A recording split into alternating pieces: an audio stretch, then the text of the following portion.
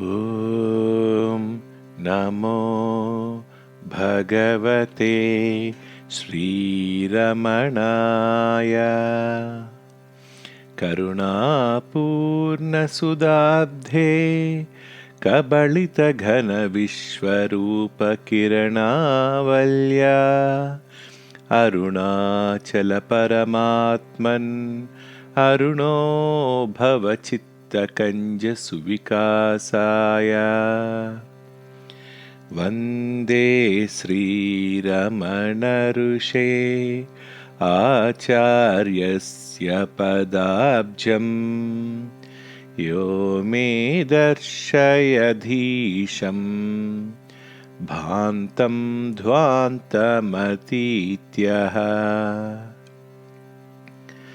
अखण्डसच्चिदानन्दे परब्रह्मण्यलौकिके विलसन्तं गुरुं नौमिं सर्वदा हृद्यहं भजे.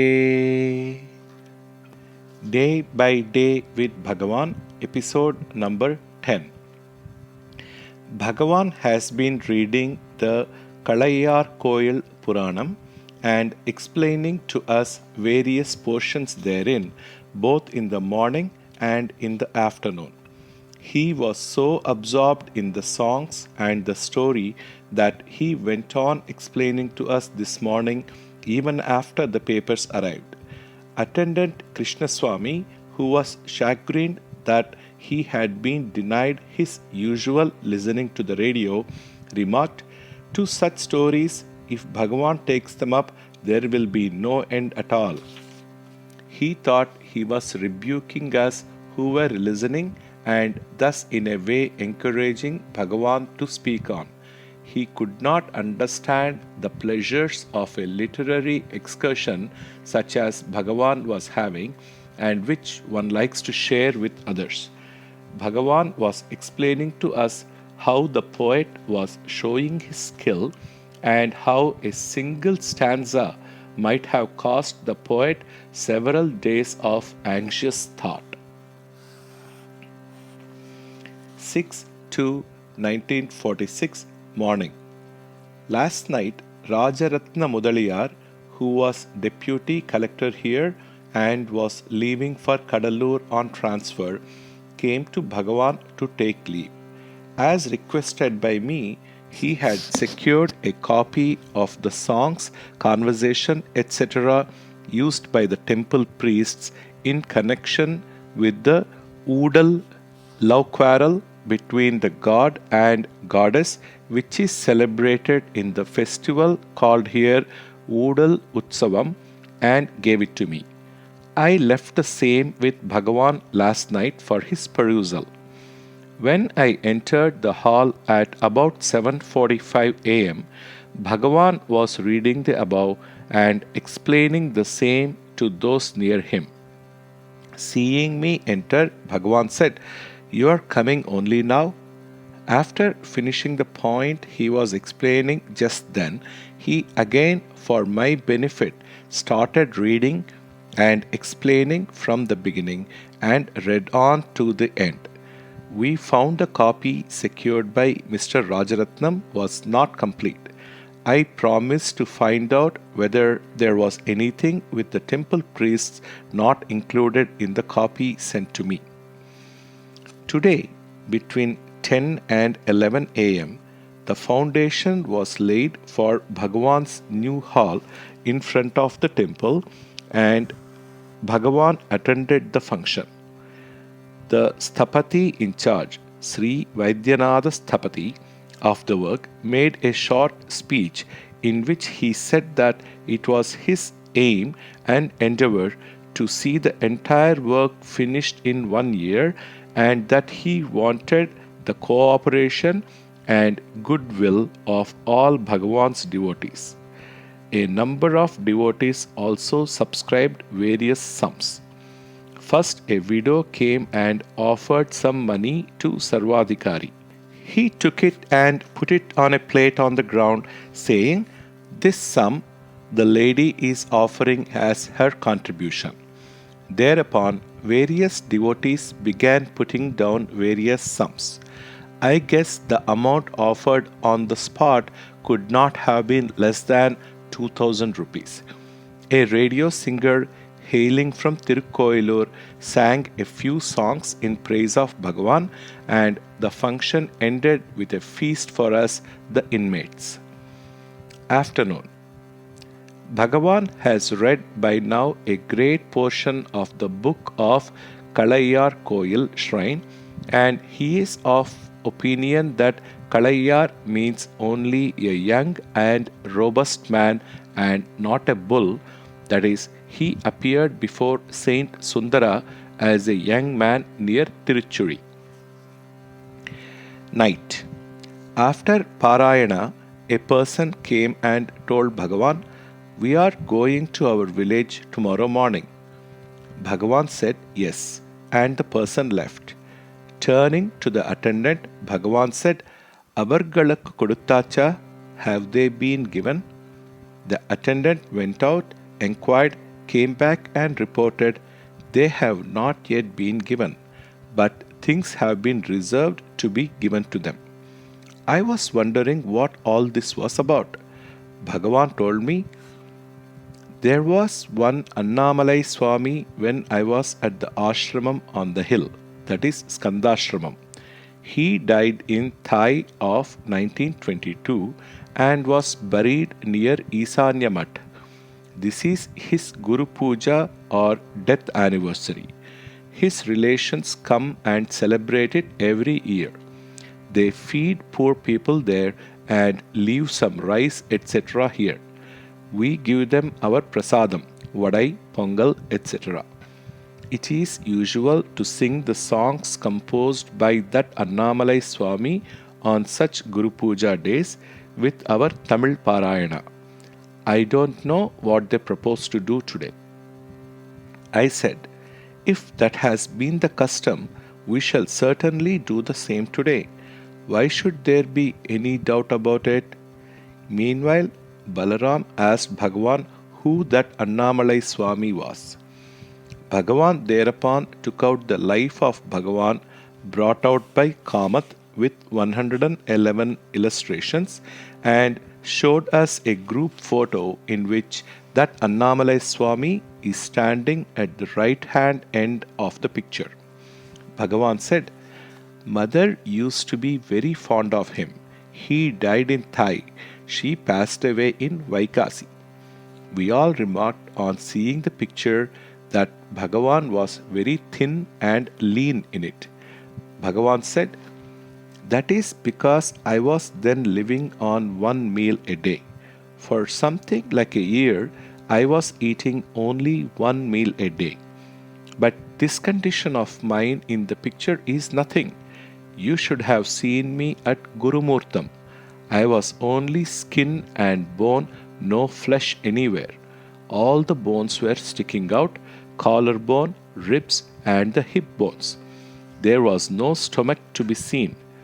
It was sticking to the back, having receded so far. So this condition in the picture is not really so bad." We asked Bhagavan when this picture was taken. He said it was about Jayanti time in 1921. From this, the talk drifted to when Bhagavan was first photographed here. Thereupon he said it was in 1900 or 1901. The government brought a photographer to take photos of some prisoners here. There were no photographers here then. This photographer was a disciple of Kumbakonam Maunaswami and had, it seems, heard of me. So he took advantage of his trip here to visit me. He gave us a photo of his Kumbakonam Maunaswami and took my photo. The first group photo taken was in 1906 or so. We were 6 in it. I, Palaniswami, Sivaya, he had not then become Maunaswami of Kotralam, Pachai Pillai, who was sanitary inspector here then, Rangaswami Iyengar, Best and Co's agent, and overseer Sesha Iyer. No copy of this is available. The Iyengar's family may have one. We have not been able to find out. At this stage, Mrs. Talayar Khan asked Bhagavan, "Is there no photo of Bhagavan as a child?" Bhagavan said, "In those days, there were no photographers in places like Tiruchuri. But when I was about 7 or 8 years old, a European photographer came there to take a group photo of the sub magistrate and others at Tiruchuri. He was staying behind the hospital. After he had taken a group photo of the sub magistrate, my uncle Nilliyappa Iyer wanted to have a photo of his taken. He liked to have me also by his side in this picture, so I was sent for from the school.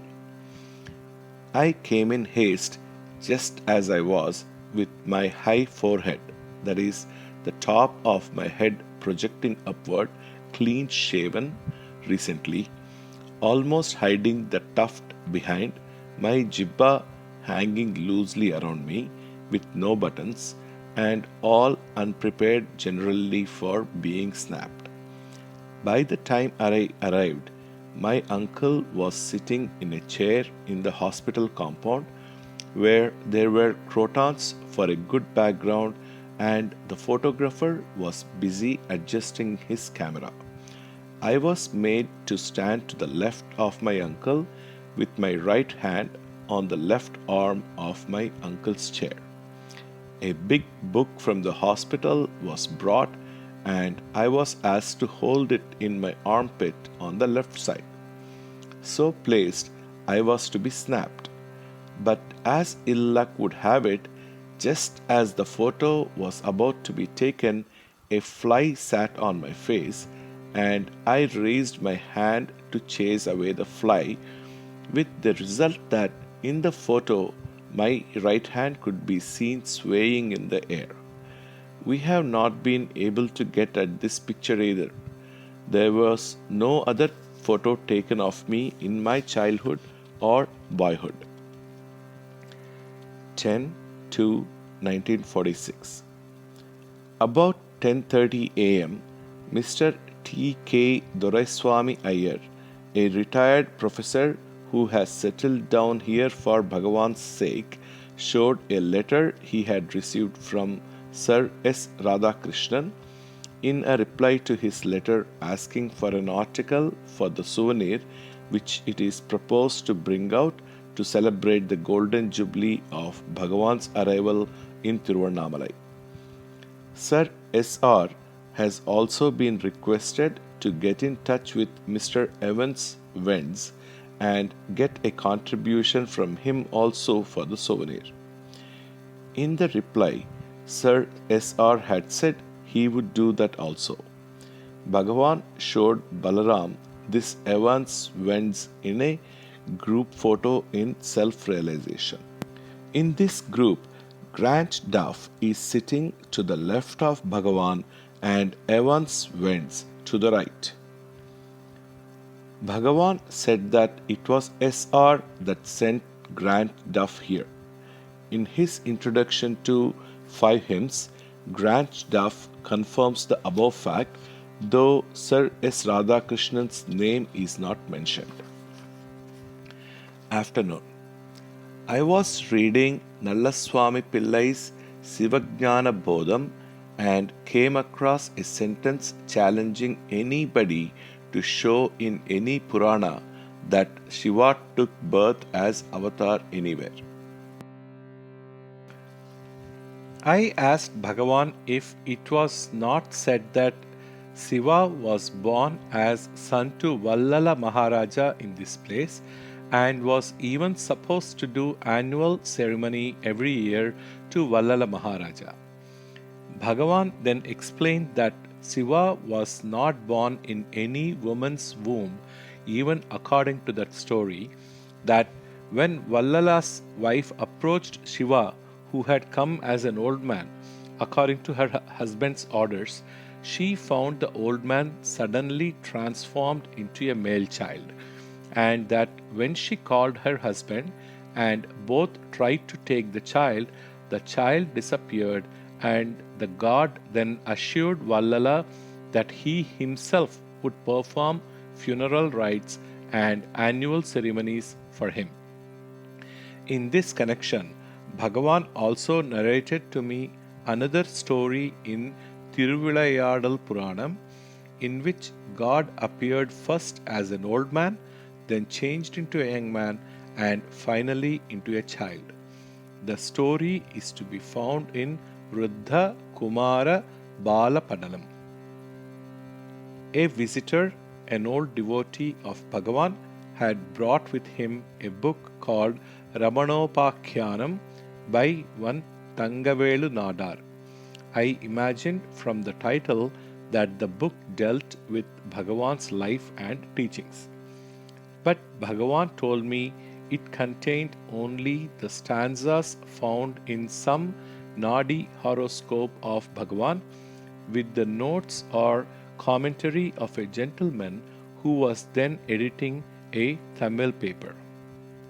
He added that besides this version, some other Nadi versions of Bhagavan's horoscope have been traced and sent to the ashramam by different devotees. I thereupon remarked, but it is said these so called Nadi horoscopes are not all quite correct on all points. Bhagavan said, various people in various parts of the country claim to have various nadis. We don't know. This Thangavelu Nadar was originally at Kumbakonam. There used to be one at Tindivanam.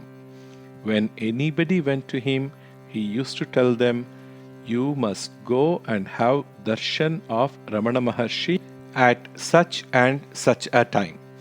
The same is indicated in the Nadi horoscope, and they used to come here and tell me about it. When I was at Skandashramam, Jadaswami came across some person who was said to be a great expert in reading one's palm and tracing one's horoscope from there. He seems to have read Jadaswami's horoscope in that way, and Jadaswami had apparently been greatly impressed. So he brought the palmist to me and said, this is a great expert in this line. Even if we spend a great deal of money, we will not be able to get his services. All his readings are correct. It is fortunate he has come our way. I have brought him to you. Please show him your palm. He will tell all your future. I declined. He tried to persuade me, but I never showed my palm, and I told him, we have not understood the present. Why should we seek to know the future? 11/2/1946 morning. My old servant Divakaran came with me. As Bhagavan did not seem to recognize him, I reminded Bhagavan about him and told him he was now employed in Cochin near his native village. This led to talk of Cochin state, and Bhagavan said that Madhavi Amma, wife of Dr. P.C. Nambiar, had written that the present Maharaja was her daughter Janaki's father-in-law. I added Prabhavati, a princess of Devas who used to be here and has now married one Mr.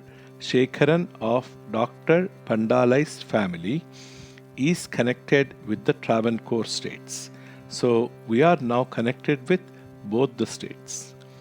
Bhagavan said, yes, even before this marriage, through Mrs. Pandalai, now through Prabhavati also. Afternoon. On further reading of the Kalayar Koyil Puranam, Bhagavan told us it was not at Tirupunai that God and Goddess appeared to Saint Sundarar as an old man and his wife. I find it was at Tiruchuri itself. After having been asked by God to come to Kanapperur, It seems Saint Sundarar was thinking of going to Tirupunai possibly because he thought he had to go that way to reach Kanapperur. It was then that Sundarar met that old gentleman and his wife who mysteriously disappeared and also heard the voice Ashargiri. Bhagavan also sent for the book in the library, which gives a map of all the places of pilgrimage, etc., and found that Tirupunai Vasal is east of Kanapperur and situated on the sea coast. Bhagavan had asked Vishwanath to add to his Tamil manuscripts of Tiruchuri Thala Mahimai an account of Sundaramurti Padalam. Mr. Vishwanath had written out an account accordingly to be added to the manuscript. Bhagavan perused it and suggested some improvements. 12/2/1946. A party of about 50, mostly ladies, clad in ochre-colored saris and said to belong to the Satchidananda Ashramam at Kokanada, arrived with their guru Rama Lakshmamma and attended the morning Parayana. Afternoon. Nagamma read her Telugu version of Kalayar Koyal story in Sundaramurti Padalam, and Bhagavan was listening and correcting where necessary. After it was read out, when Vishwanath came in, Bhagavan suggested that a copy of the stanzas in the above Padalam must be made and kept in the Tiruchuri Puranam for reference. Bhagavan had already copied a few stanzas with the above object. Vishwanath said he would complete it. Evening. The Kokanada party again attended Parayana in the hall and afterwards recited Sivastotra and Shivamahima in Sanskrit. 13/2/1946 morning. After Parayana, Bhagavan was talking to a bearded gentleman past middle age and yet looking sturdy and strong. I went and sat by the side of the visitor. Bhagavan told me, "This is Gajanan, alias Daivaratha, the answers to whose questions have been recorded in chapter 3 of Ramana Gita. He was with us at Skandashramam in 1917. I thereupon said, "I know, the same who was in Nepal and whose photo and letter arrived immediately after Bhagavan was making inquiries about him once." For the benefit of those who might not know the incident, Bhagavan said, "Some years ago, when Nayana's son Mahadevan came here, I was inquiring about this Gajanan. We had not heard from him for about 10 years, so I was making inquiries. When we were talking, the post arrived and with it a parcel of books. I perused the letters first and laid aside the parcel. When we were talking about this G, the parcel was by my side.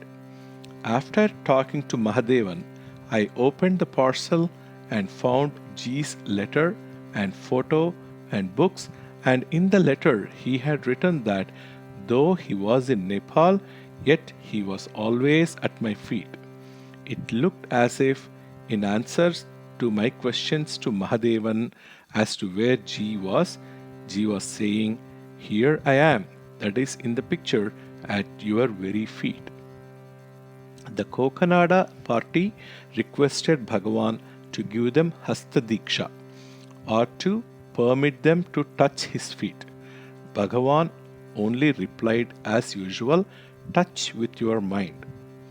At breakfast, Bhagavan inquired where G was staying and what he was going to take.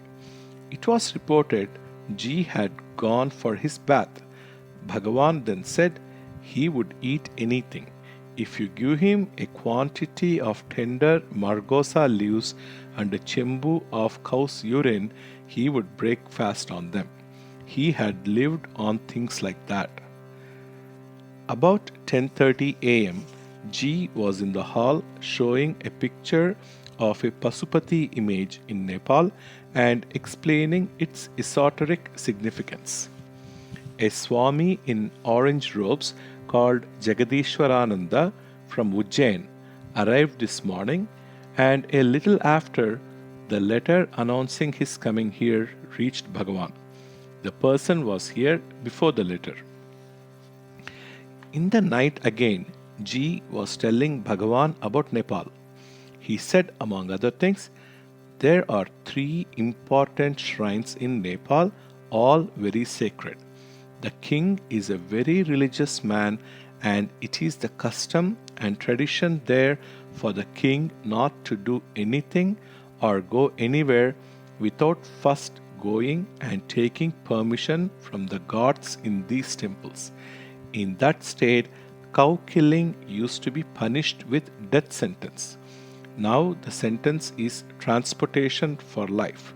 If a bull is beaten and blood appears, the offender will be punished with imprisonment for 3 months or so.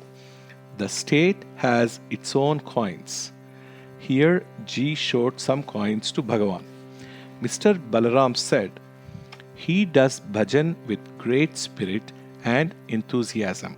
We should have it one day here.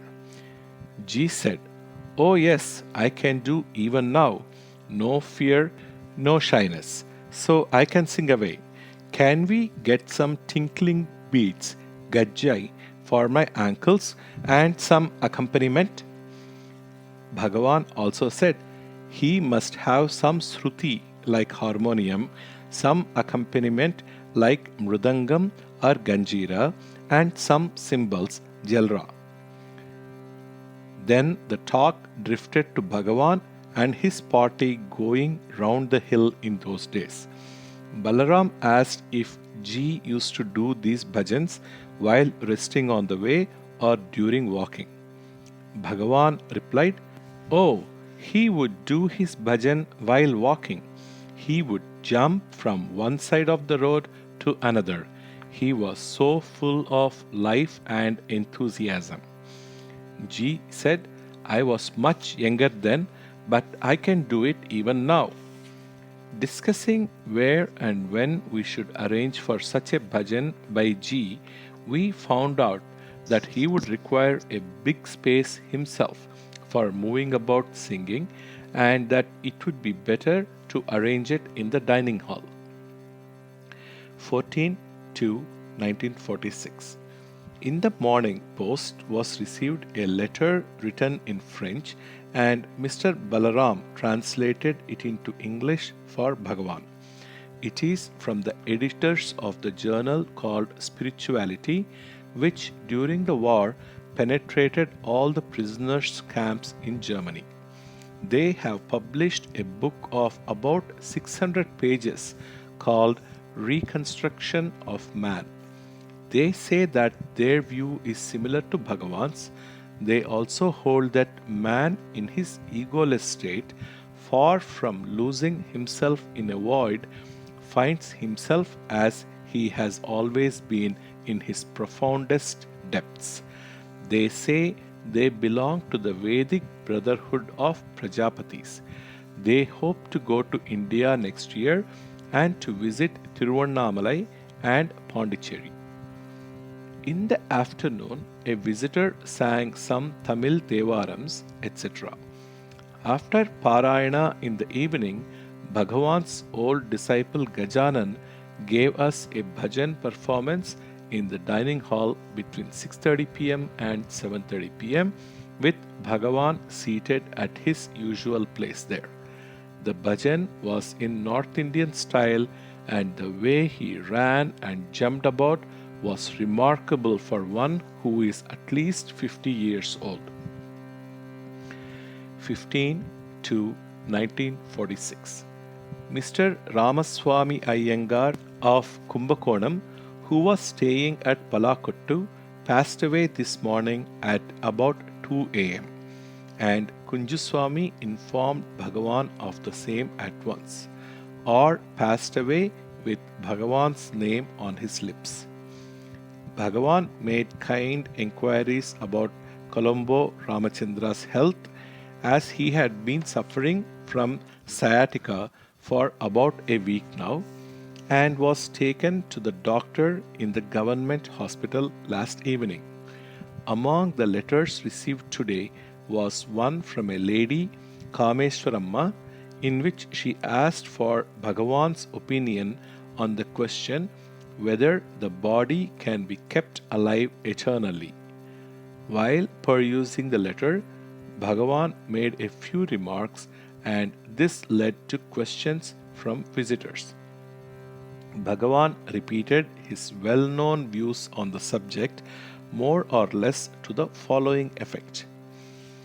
As this lady writes, some have maintained that the body can be made immortal, and they give recipes, medical and other, for perfecting this body and making it defy death. The Siddha school, as it is known in the south, has believed in such a doctrine. Venkaswami Rao in Kumbakonam started a school which believed the same.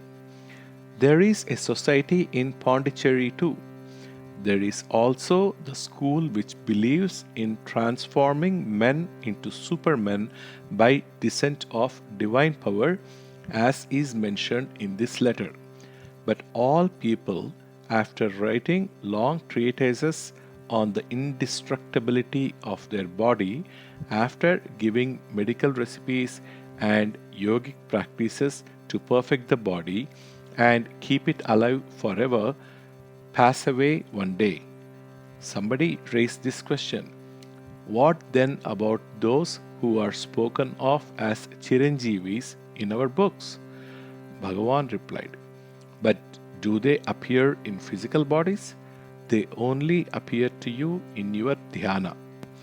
From this, the talk drifted to whether they have individuality, and Bhagavan said, as long as you have individuality, you can see individuality in them, not afterwards.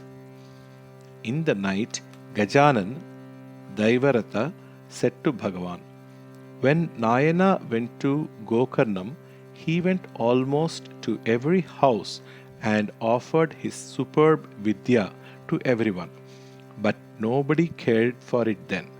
But now they come across a verse of his and they go into raptures over it and exclaim, what poetic gift! And if they can get a picture of him, they worship it as God. This seems to have been the way of the world always. There is a story about Maschendranath. It is said he went about saying, for 2 Puran Polis, I shall give you Brahmam, that is Jnana. But nobody cared. At last, Gorakhnath came along, and when he heard this offer of M, he said he would bring the police.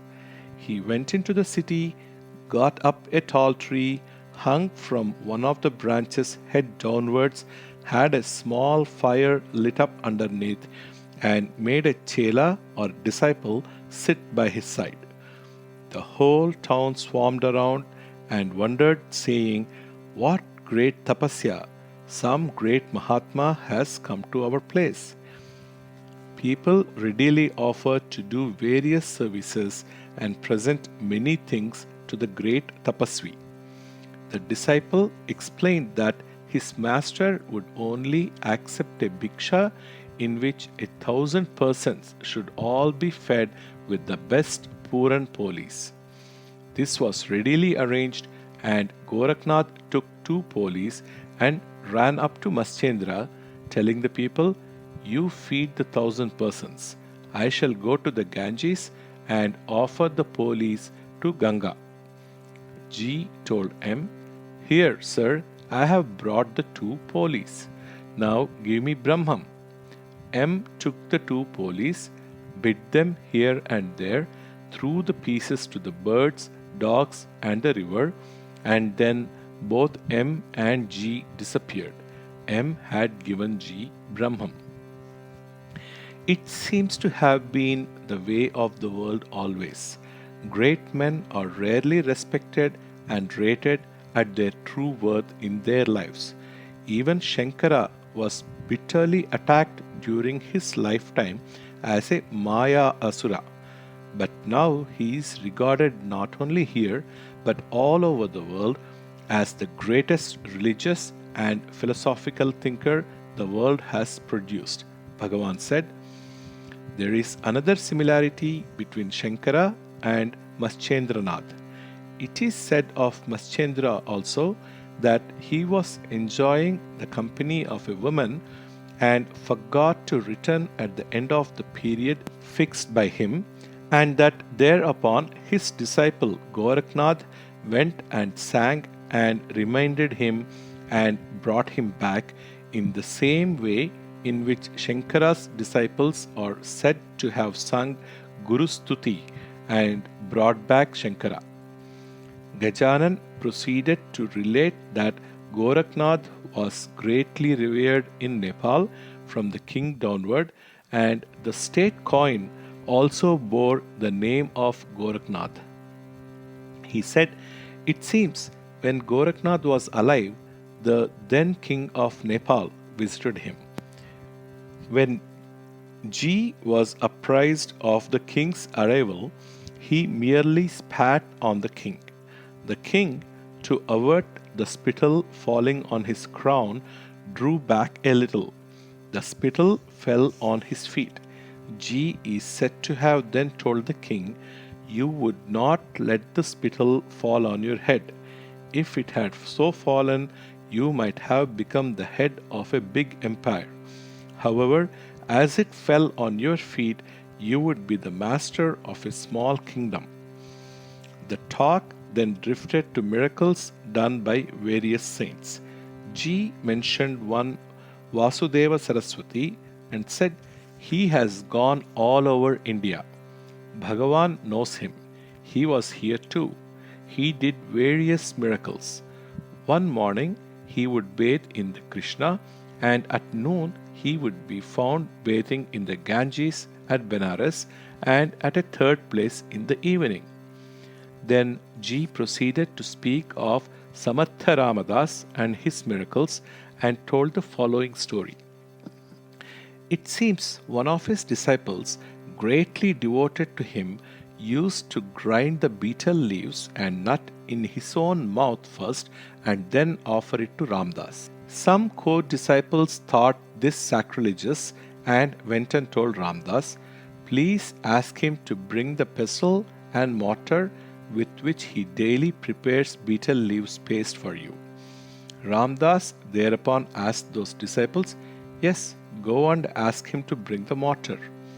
They accordingly went and told the disciple, Master wants us to bring from you the mortar in which you prepared betel leaf for him daily. The disciple said, wait, I shall give it to you presently. So saying, he took a sword, cut off his head, and gave it to the other disciples. When the disciples took the head to the master, the latter told them, do you now see the bhakti of the man whom you misunderstood and maligned? Go and put his head back again on his trunk. The disciples did as directed, and the man came back to life. G continued and said, the sword Bhavani was presented to Shivaji by Ramdas. 4 men are required to handle that sword handled by Shivaji. 16/2/1946 morning. G took permission from Bhagavan to go and visit Skandashramam. Bhagavan said yes to him and turning to us said, what a difference between his state then and now. He was with us at Melashramam, Skandashramam, for more than 6 months, maybe even a year. He would take bhiksha in the town and eat the rice even without salt. Meanwhile, another old disciple said to Bhagavan, There was no room in those days close to the rock behind. Now I find a room with the rock for its western wall. There used to be only a narrow passage there. Bhagavan said, Yes, that room is new. During the latter part of my stay there, Vruddhachala Gurukul of Tiruvannamalai made that room and installed Ambika there and used to do puja to the deity. He went in for siddhis and to show various feats such as getting sacred ash, sugar, coins. Sometimes he used to sit in samadhi for 40 days, but latterly he was led astray by these siddhis. At about 10 a.m., Bhagavan was inquiring about the deceased Ramaswamy Iyengar and what was being done about the disposal of the body. It was reported that the body was going to be cremated here and that the bones would afterwards be taken and interred at Kumbakonam. Bhagavan then said, That is all right. It seems that is what the deceased wished should be done. Bhagavan said, He, that is our Iyengar, must be in one of the group photos. Appo Jorai Nindru Kondirundar. He was standing gaily then. So saying, he turned over the book with 111 illustrations and self-realization, but could not find the picture he had in mind. Thereupon he said, It must be somewhere in the earlier editions or among the pictures hung in the dining hall.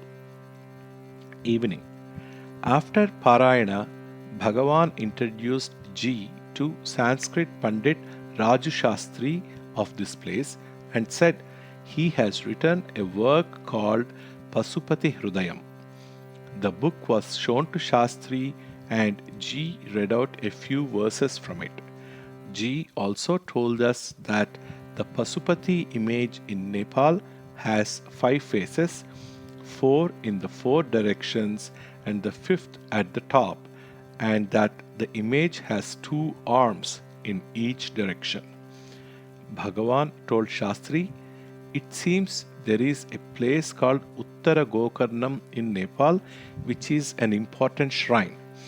The Maharaja of Nepal is friendly to G and wants him to stay there as a head priest or something like that. G said, Yes, the Maharaja is very kind to me. He wants me there as what I do not know yet. He has some idea in his mind.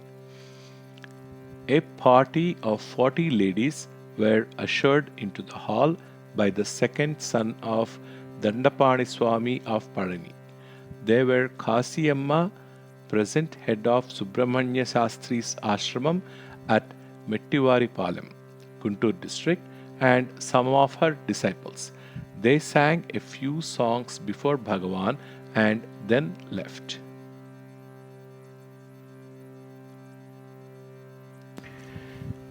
Om Namo Bhagavate Sri Ramanaya. Sarvam Sri Ramanarpanamastu. Om Shanti Shanti Shanti.